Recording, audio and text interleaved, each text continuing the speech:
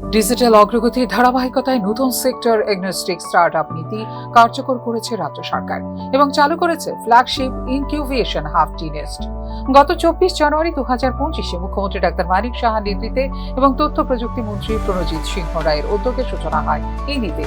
নতুন নীতিতে কৃষি প্রযুক্তি, পর্যটন, স্বাস্থ্যসেবা, বন ভিত্তিক শিল্প, লজিস্টিক্স, মৎস্য ও ডিজিটাল পরিষেবা সহ একাধিক খাতে স্টার্টআপকে দেওয়া হয়েছে উৎসাহ।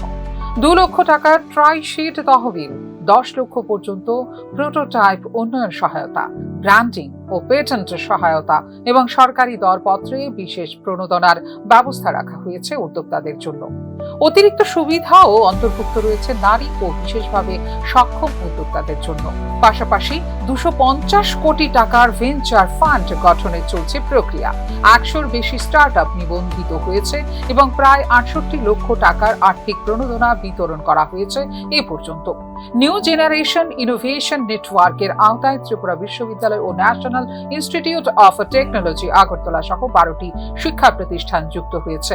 50টিরও বেশি ছাত্র নেতৃত্বাধীন প্রকল্প পেয়েছে আর্থিক সহায়তা। বৃহস্পতিবার হাঁপানিয়া আন্তর্জাতিক মেলা প্রাঙ্গণে টিনেস্টের উদ্বোধনী অনুষ্ঠানে 25টি স্টার্টআপ তাদের উদ্ভাবনী সমাধান প্রদর্শন করবে বলে জানিয়েছে রাজ্য সরকারের আইটি বিভাগ।